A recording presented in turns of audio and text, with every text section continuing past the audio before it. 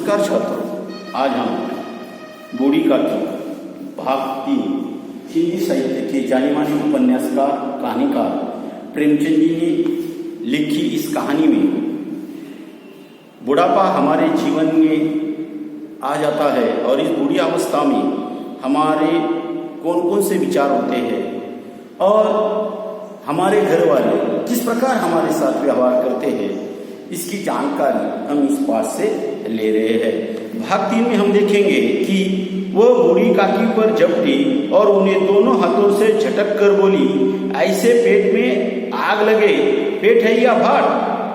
कोठरी में बैठते हुए क्या दम घुटता था? अभी मेहमानों ने नहीं खाया, भगवान को भोग नहीं लगाया, तब तक धैर्य न हो सका, आकर छाती पर सवार हो गई हो। इतना ठूसती है, न जाने कहाँ भस्म हो जाता है। भला चाहती हो तो जाकर कोठरी में बैठो, जब घर के लोग खाने लगेंगे तब तुम्हें मिलेगा। तुम कोई देवी नहीं हो कि चाहे किसी के मुंह में पानी न जाए, परंतु तुम्हारी पूजा पहले ही हो जाए। बूढ़ी काकी अपनी कोठरी में जाकर पश्चाताप कर रही थी कि मैं कहां से कहां पहुंच गई। उन्हें रूपा पर क्रोध नहीं था, अपनी जल्दबाजी पर दुख था। सच ही तो है, जब तक मेहमान लोग भोजन कर न चुकेंगे, घर वाले कैसे खाएंगे?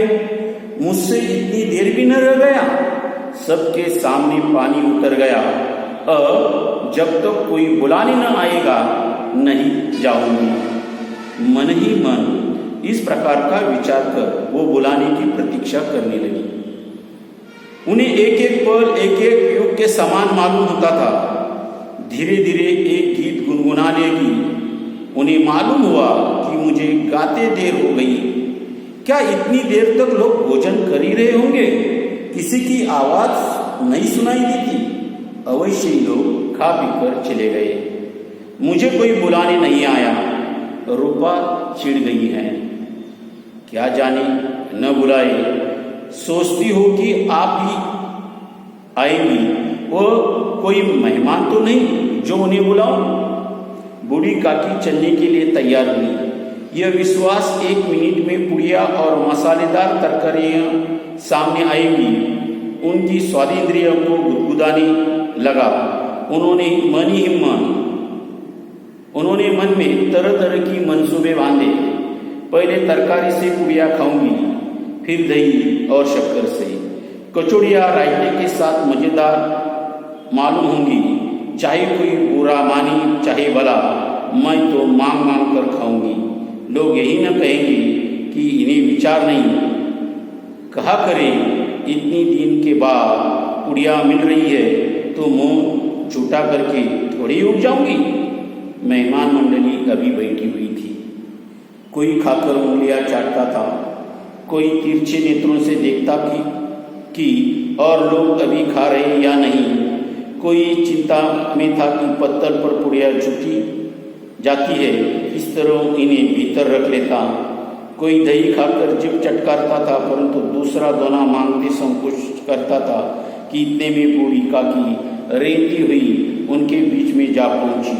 कई आदमी चौंक कर उठ खड़े हुए, पुकारने लगे, अरे ये बुढ़िया कौन है? यह कहाँ से आ गई? देखो किसी को छू न दे। और इसी प्रकार रूपा सुबह से काम में लगी हुई थी। कभी इस कोठे में जाती, कभी उस कोठे में, कभी कढ़ा के पास, कभी भंडार में। किसी ने बाहर से आकर कहा, महाराज को ठंडा ही मांग रहा है। आदमी ने आकर पूछा, अभी भोजन तैयार होने में कितना विलंब है? बेचारी अकेली स्त्री दौड़ते दौड़ते व्याकुल हो गई थी। झुंझलाती थी, कूटती थी, परंतु क्रोध प्रकट करने का अवसर न पाती थी। प्यास से स्वयं उसका कंठ सूख रहा था। फिर भी इस कार्यक्रम में बुद्धिराम के द्वार पर जो शहनाई बज रही थी, उस शहनाई में मुखराम का तिलक हो रहा था और ऐसे में रूपा यहाँ वहाँ क्या कर रही थी? काम में जुड़ गई थी। और इसी अवस्था में जब उसने बूढ़ी काकी को कढ़ा के पास बैठा देखा तो वो क्या हो गई? जल गई और उसे सारा क्रोध रुक न सका। वह बूढ़ी काकी पर झपटी और उन्हें दोनों हाथों से झटक कर बोली, ऐसे पेट में आग लगे, पेट है या भाट? कोठरी में बैठते हुए क्या दम घुटता था? अभी मेहमानों ने नहीं खाया, भगवान को भोग नहीं लगा, तब तक धैर्य न हो सका? आकर छाती पर सवार हो गई हो। इतना ठूसती है, न जाने कहाँ भस्म हो जाता। भला चाहती हो तो जाकर कोठरी में बैठो, जब घर के लोग खाने लगेंगे तब तुम्हें भी मिलेगा। तुम कोई देवी नहीं हो कि चाहे किसी के मुंह में पानी न जाए, परंतु तुम्हारी पूजा पहले ही हो जाए। और सारा गुस्सा उसने इस काकी पर उतर दिया है। बूढ़ी काकी पर वो क्रोध से झपटी, दोनों हाथों से उसे झटक कर बोली कि क्या पेट है या और क्या? कोठरी में तुम्हारे का दम घुटता है क्या? और न जाने वो क्या बोली और कह रही। आकर छाती पर सवार हो गई। छाती पर सवार होना, सामने खड़े होना, मोर है छाती पर सवार होना,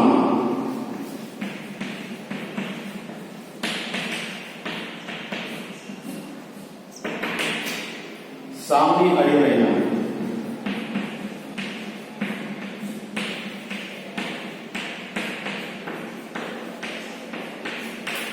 और तो छाती पर सवार हो गई हो, सामने आ रही हो।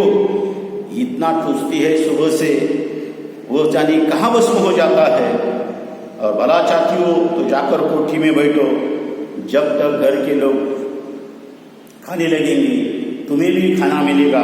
तुम कोई देवी वगैरह कोई नहीं हो, चाहे किसी के मुंह में पानी न जाए, पहले तुम्हारी पूजा हो जाए। तो इस प्रकार काकी कढ़ा के पास बैठी थी। रूपा आई और रूपा ने अपना सारा क्रोध इस बूढ़ी काकी पर उतर दिया है। देखिए यहाँ पर संपत्ति किसकी है? ये बूढ़ी काकी की संपत्ति है। भतीजे के नाम कर दी है। उसकी पत्नी ने उसको क्या कर दिया है? इतना बोला कि पूछो मत। उस बूढ़ी काकी को क्या लगा होगा, लेकिन फिर भी बूढ़ी काकी कहती है, क्या कहती? देखिए, बूढ़ी काकी अपनी कोठरी में जाकर पश्चाताप करने लगी। मैं वहां क्यों गई? किस लिए गई? क्या जाने की जरूरत थी? पश्चाताप कर रही थी कि मैं कहां से कहां पहुंच गई, यहां से वहां पहुंच गई। उन्हें रूपा पर क्रोध नहीं था, अपने आप पर क्रोध हो रहा था कि अपनी जल्दबाजी पर उसे दुख हुआ था कि मैंने इतनी जल्दीबाजी क्यों की। मेहमानों ने नहीं खाना खाया, भगवान को भोग नहीं लगाया, और पहले मेरी पूजा होगी। अपनी जल्दीबाजी पर उसे क्या हो गया है? क्रोध आया है। सच्ची तो है, जब तक मेहमान लोग भोजन कर न चुकेंगे, घर वाले कैसे खाएंगे? मेहमानों ने अभी तक खाना नहीं खाया है, हम कैसे खाना खाएंगे? मुझे इतनी देर भी न रह गया, सबके सामने मेरा अपमान हो गया, पानी उतर गया। अब जब तक कोई बुलाने न आएगा नहीं जाऊंगी, और जब तक मुझे कोई बुलाने नहीं आएगा तब तक मैं यही इस कोठरी में बैठी रहूंगी।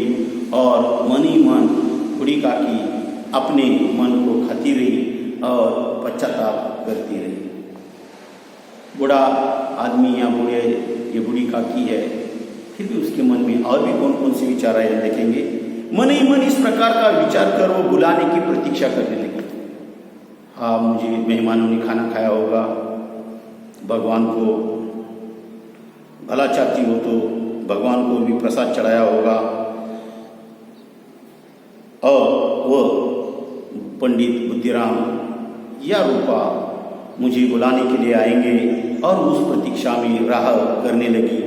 उन्हें एक एक पल, एक एक युग के समान मालूम होता था। अब बुलाएंगे, थोड़ी देर के बाद बुलाएंगे, और थोड़ी देर के बाद बुलाएंगे। धीरे धीरे कोठरी में से एक गीत गुनगुनाने लगी। उन्हें मालूम हुआ कि मुझे गाते देर हो गई है। क्या इतनी देर तक लोग भोजन कर ही रहे होंगे? किसी की आवाज उन्हें सुनाई नहीं देती थी। अवश्य ही लोग खा पी कर चले गए होंगे। बहुत देर हो गई। एक एक पल, एक एक युग के समान उसे लग रहा था, और उसे ऐसा लगा अवश्य ही मेहमानों ने खाना खाया होगा, मुझे कोई बुलाने नहीं आया, क्योंकि रूपा चिढ़ गई है। क्या जानी न बुलाया है। सोचती हो कि आप ही आएगी, वो कोई मेहमान तो नहीं, उन्हें बुलाओ। अरे बूढ़ी काकी कोई मेहमान नहीं है, घरवाली है, आएगी। और इस विचार में वो सोचती रही। बूढ़ी काकी चलने के लिए तैयार हो गई। फिर बूढ़ी काकी की स्वाद, कचौड़ियाँ, पुड़िया, मसालेदार भाजी या सब्जी, ये सब उसके स्वादिंद्रिय जो है वो स्वादिंद्रियों को वो गुदगुदाने लगी है। ये विश्वास है कि 1 मिनट में पुड़िया और मसालेदार तरकारी सामने आएंगी। उनके स्वादिंद्रियों को गुदगुदाने लगा। उन्होंने मन ही मन की तरह तरह के मंसूबे बांधे। पहले मैं क्या खाऊंगी, तरकारी से पुड़िया खाऊंगी, फिर दही और शक्कर, कचौड़ी और रायते के साथ मज़ेदार मालूम होंगी। चाहे कोई मुझे बुरा कहे, माने चाहे भला, मैं तो मांग मांग कर खाऊंगी। लोग यही न कहेंगे कि इन्हें विचार नहीं, कहा करे इतनी दिन के बाद पुड़िया मिल रही है, कितने दिनों के बाद ये पुड़िया मिल रही है, तो मुंह छोटा करके थोड़ी ही मैं उठ जाऊंगी, इससे थोड़ा सा खाकर ही मैं उठ जाऊंगी, मैं भरपेट खाना खाऊंगी। ये विचार उसके मन में आ गए। और इसी समय में मेहमान मंडली अभी खाने के लिए बैठी हुई थी। कोई उंगलियां चाटता था, कोई तिरछे नेत्रों से देखता था कि लोग अभी खा रहे हैं या नहीं। कोई इस चिंता में था कि पत्थर पर पुड़िया झूठी जाती है, किसी तरह इन्हें भीतर रख लेता। कोई दही खाकर जीभ चटकारता था, परंतु दूसरा दोना मांगते हुए संकोच करता था। संकोच यानी लज्जा, उसे संकोच लगता था कि अब दूसरी दोना कैसे मांगे। और इस विचार में यह लोग रहते थे। और उसी वक्त इतने में बूढ़ी काकी रेंगती हुई उन मेहमानों के बीच में आई।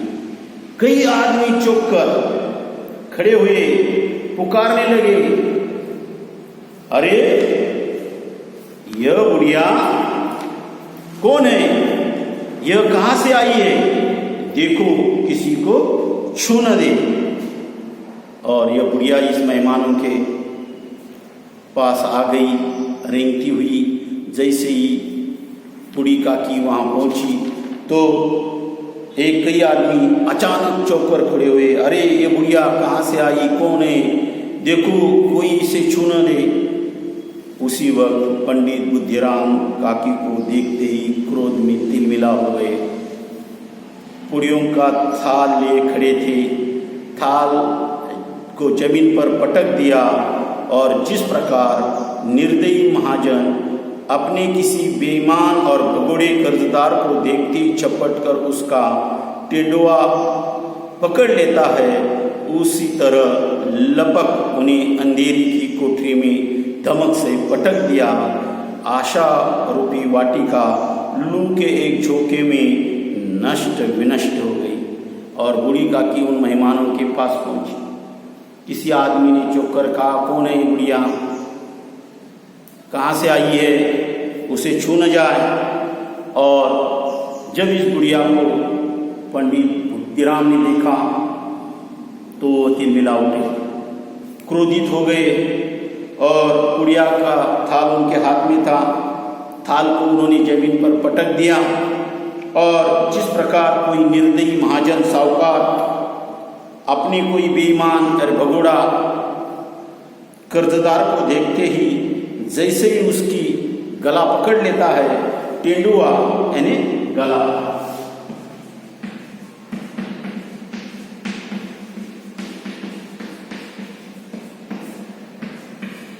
जैसे ही कोई निर्दयी महाजन और कोई महाजन अपने किसी बेईमान और भगोड़े कर्जदार को देखते ही उस पर झपट जाता है, उसका गला पकड़ लेता है, उसी प्रकार पंडित बुद्धिराम बूढ़ी काकी के पास आए।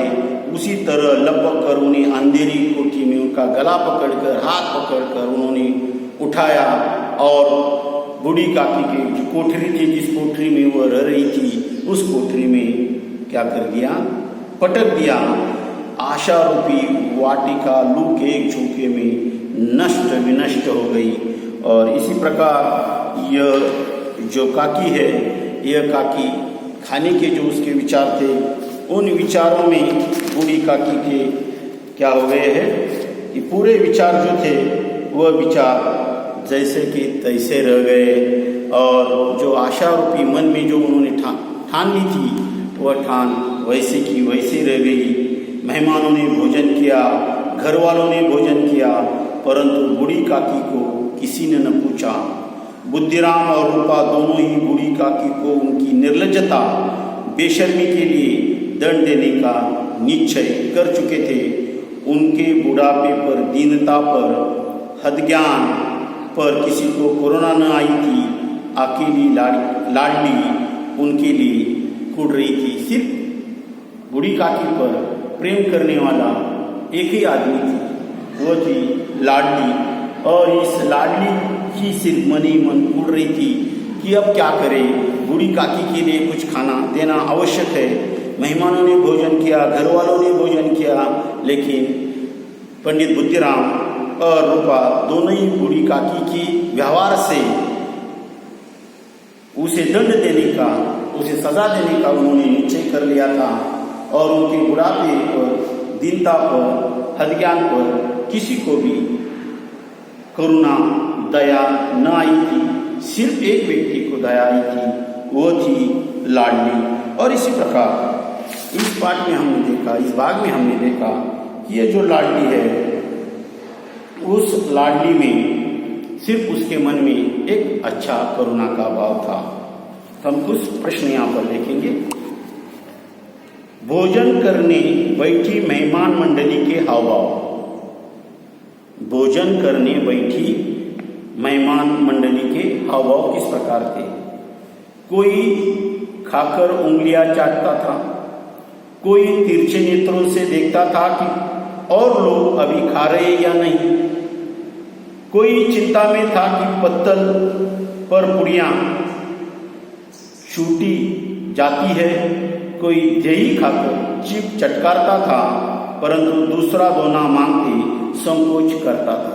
और वहां पर भोजन पर बैठे जो मेहमान थे, उस मेहमानों के हाव इस प्रकार के थे। लेखक ने जो तुलना की है दोनों की, बुद्धिराम की और बूढ़ी काकी से, कौन सी तुलना की है? बुद्धिराम ने की जो तुलना की है निर्दयी महाजन, और बूढ़ी काकी को क्या समझा है?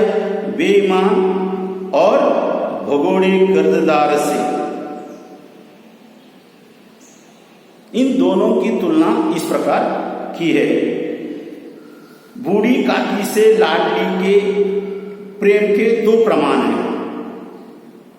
एक, दोनों बार लाडली के माता पिता ने बूढ़ी काकी को निर्दयता से घसीटा था, तो लाडली का हृदय ऐंठ कर रहा था। स्वयं भूखी रहकर लाडली ने अपने हिस्से की पुड़िया बूढ़ी काकी के लिए छुपा कर रखी और ले जाकर उन्हें खिलाया। तो इस प्रकार बूढ़ी काकी के जीवन में जो आने वाले बारे में है विचार है, वह विचार यहाँ पर लेखक ने व्यक्त किए हैं। हिंदी साहित्य के जाने माने लेखक प्रेमचंद्र जी ने हमें यहाँ पर कुछ विचार करने के लिए कहा है कि बुजुर्ग लोग हैं, जो बूढ़े लोग हैं, उन लोगों का आदर सम्मान हमें करना चाहिए और उनके प्रति दया का भाव दिखाना चाहिए। क्योंकि ये जो लोग होते हैं वो लोग छोटे बच्चे की तरह होते हैं, उन्हें भी भूख लगती है, लेकिन उनके हाथ, पैर, नेत्र, कान कोई काम नहीं देते, इसलिए वे जगह पर बैठे रहते थे, कोठरी में बैठते रहते हैं। और उनके प्रति हमारे मन में, हमारे घर में कोई ऐसे बूढ़े व्यक्ति हो तो उसके प्रति हमारे मन में भी एक प्रेम की भावना होनी अत्यंत आवश्यक है, क्योंकि एक न एक दिन हम भी बूढ़े होने वाले हैं। धन्यवाद छात्रों। यह पाठ आपको कैसा लगा? भाग 4 में हम और ही बूढ़ी काकी के बारे में देखने वाले हैं। ये वीडियो को आप लाइक करें और शेयर करें। धन्यवाद छात्रों।